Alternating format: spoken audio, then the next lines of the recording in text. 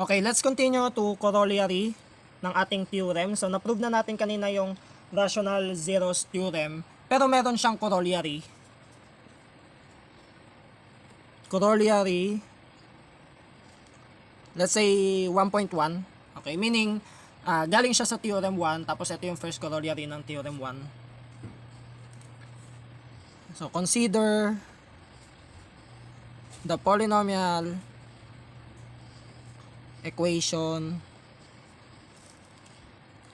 x raised to n plus a sub n minus 1 x raised to n minus 1 plus a sub n minus 2 x raised to n minus 2 plus plus a sub 1 x plus a sub 0 is equal to 0, where a sub 0, a sub 1, a sub 2 up to a sub n minus 1 must be element of integers, set of integers, and a sub 0 must not be equal to 0. Okay, ano mapapansin nyo sa ating corollary, no? Dito daw, dito yung a sub 0 na lang yung not equal to 0 kasi yung x sub n natin ay yung numerical coefficient niya automatic 1 na. Okay? Then, any rational solution, basa yung kamay ko any rational solution of this equation must be an integer that divides c sub 0. Okay? So, halos kapareho lang to ng rational zeros theorem. Pero dito, ang case nito, yung leading coefficient natin, automatic 1 na. Yung a sub n natin is 1. Okay? So, kumbaga special case to ng rational zeros theorem. At sa corollary nito, pinadadali niya yung trabaho natin sa rational zeros theorem. Kasi ang titignan na lang natin, yung sa a sub 0. Okay? Kung meron tayong ganitong polynomial equation, yung rational solution niya dapat factor ng a sub 0. That rational 0 must divide a sub 0. Okay? So meaning, kapag ganito yung given, titignan lang natin sa mga factors ng a sub 0 kung alin doon yung rational zeros. Okay? Ngayon, kung wala, ibig sabihin, walang rational zeros ang polynomial equation na to. And anyway, ang tawag sa polynomial equation na to, wherein yung numerical or yung leading coefficient ng x raised to n, yung highest power is 1, ang tawag dyan ay monic polynomial. Okay? So, pag sinabi ko monic polynomial, automatic, 1 yung leading coefficient. Now, let's prove this.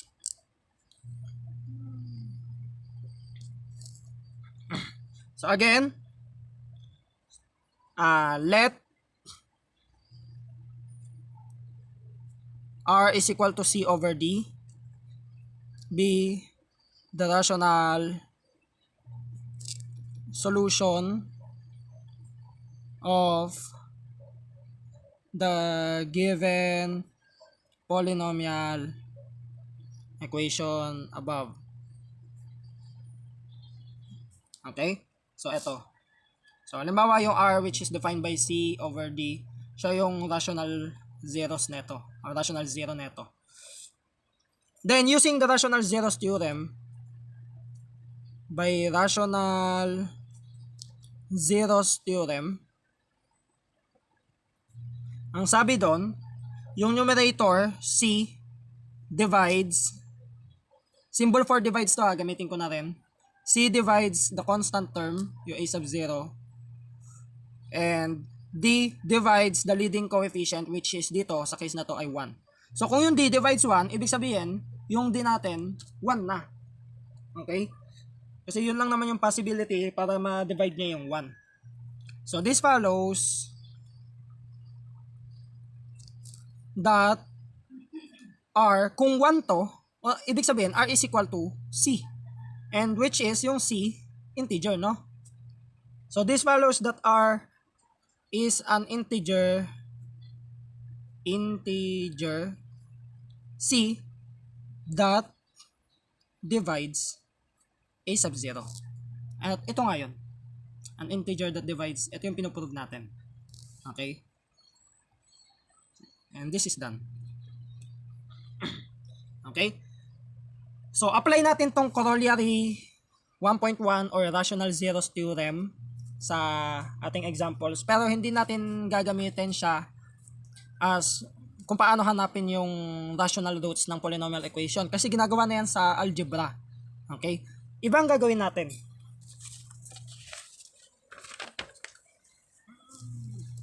So, example.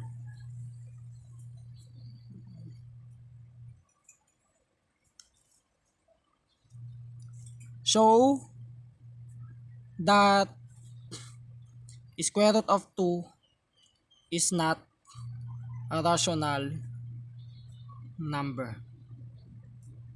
Okay. So, ito, pinuprove to sa number theory, pero ipapakita natin to sa ibang paraan. Okay? Gagamitin natin yung idea ng corollary, tsaka yung idea na yung square root of 2 ay algebraic number. Okay? So, this will be our proof. Consider the equation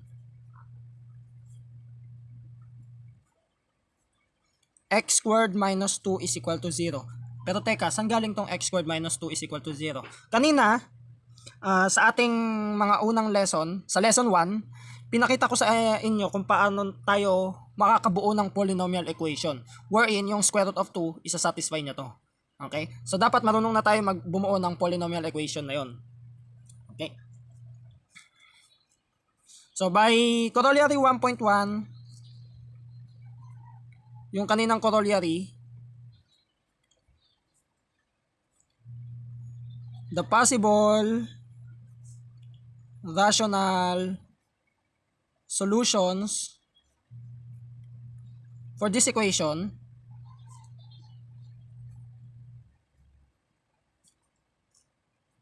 are positive negative 1 and positive negative 2.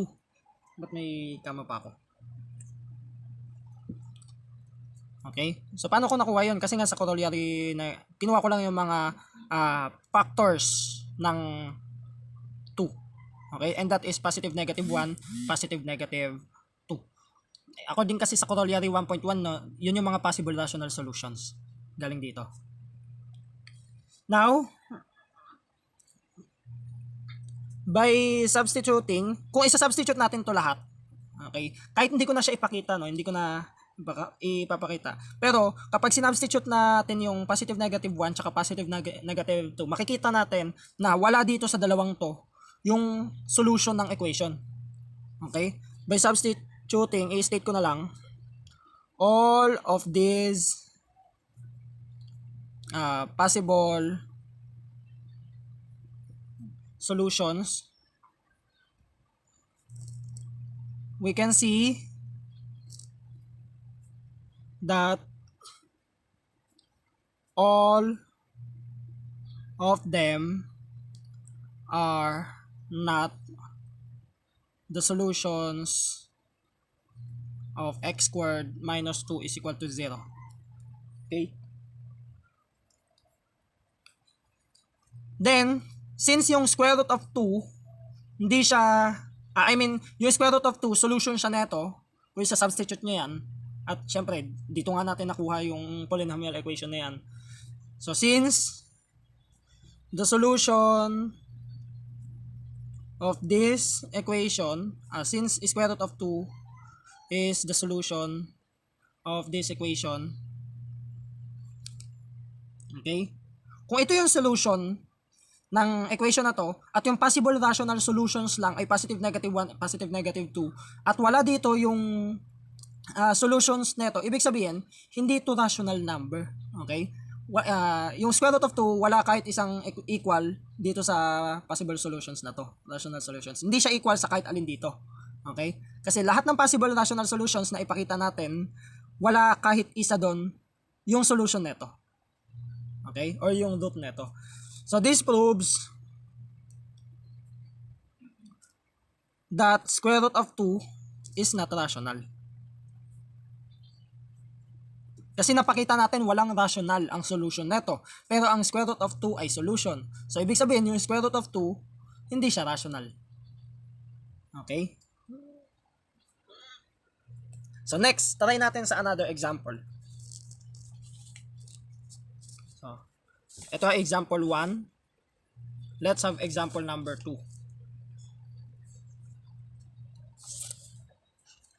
So, show that square root of 2 plus cube root of square root of 5 cube root of 5 is not a rational number. Show that the square root of 2 plus cube root of 5 is not a rational number. Okay? So, for our proof, katulad lang din yan kanina, consider the equation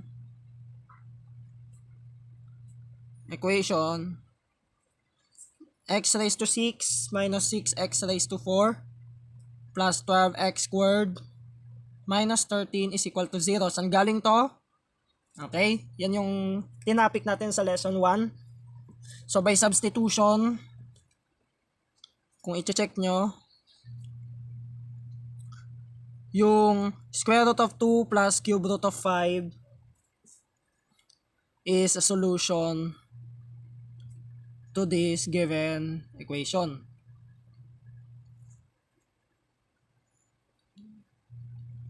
Okay. Now, gamitin uli natin yung Corollary 1.1. Corollary 1.1. The only possible rational solutions for this equation are, ano yung factors ng 13? Okay? That is positive, negative 13, tapos positive, negative 1. Okay? Ngayon, isa-substitute natin to lahat dito. Okay? So, bakit pa ba natin isa-substitute lahat to? At bakit pa kailangan sabihin na ito ay solution? Kasi baka yung value na ito, isa sa mga to. Okay?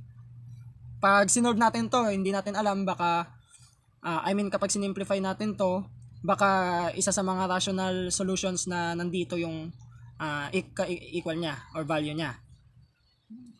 Pero kapag napakita natin na lahat to hindi solution ng polynomial equation, ibig sabihin, wala dito yung values, wala sa values na to yung value ng square root of 2 plus cube root of 5. Okay? Which means, ito ay hindi rational number. Okay? Kung sakali man may napakita naman tayong isa, which is bihira o baka imposible, hindi tayo sigurado, then makikita naman natin na hindi sila equal. Okay? Or possible na talagang rational siya at mali yung given. Okay? So, ganun yung mga possibilities kaya ganito yung ginagawa nating pagpo-prove. Okay? Pinapakita natin na solution to, tapos ite-testing natin yung mga rational solutions. So, testing natin to. Pwede nating ipakita, pwede nating i-state na lang. Okay? So, when x is equal to 1, or x equals negative 1, the left side, kapag sinubstitute mo siya dito, yung 1 and negative 1, hindi na kailangan ipakita yung computation. The left side of the equation will be equal to negative 6. Okay? Okay. When, calculate na lang ginamit ko dito. When x is equal to 13 or x equals negative 13, kasi puro even naman eh. Okay, kaya pare-pareho lang yan. Even yung exponents. The left side of the equation will be equal to